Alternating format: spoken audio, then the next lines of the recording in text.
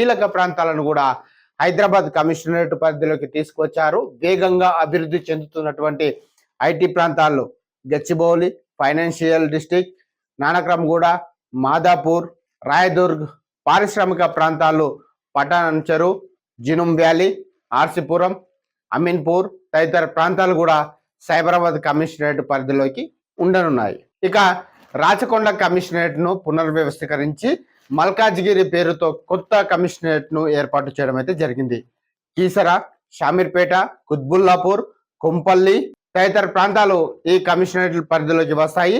అయితే ఇప్పటి వరకు రాచకొండ పరిధిలో ఉన్నటువంటి భువనగిరి ప్రత్యేక పోలీసు యూనిట్ గా ఏర్పాటు చేసి యాదాద్రి భువనగిరి జిల్లాకు ఎస్పీని నియమించనున్నారు.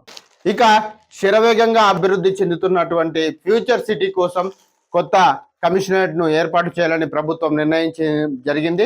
చెవెల్లా, మొయినాబాద్, శంకర్పల్లి, మహేశ్వరం, ఇబ్రహీంపట్నం తదితర ప్రాంతాలు ఫ్యూచర్ సిటీ కమిషనరేట్ లోకి పరిధిలోకి వస్తాయని కూడా చెప్పడం జరిగింది. ఇందుకు సంబంధించినటువంటి ప్రభుత్వం ఉత్తర్వులు జారీ చేసింది. 4 కమిషనరేట్లకు పోలీస్ కమిషనర్లను యాదాద్రి భువనగిరి జిల్లాకు ఎస్పీని నియమిస్తూ ప్రభుత్వం ఉత్తర్వులు జారీ చేయడం అయితే జరిగింది. మరిన్ని తాజా వార్తా విశేషాల కోసం తప్పకుండా శ్రీ బలభీమ న్యూస్ ఛానల్ అయితే సబ్స్క్రైబ్ చేయండి. మీ యొక్క సలహాలు సూచనలు కూడా కామెంట్ రూపంలో తెలియజేయండి. ఈ యొక్క వీడియోని ప్రతి ఒక్కరికి షేర్ చేసి సహకరించాలని మనస్ఫూర్తిగా కోరుకుంటూ ధన్యవాదాలు.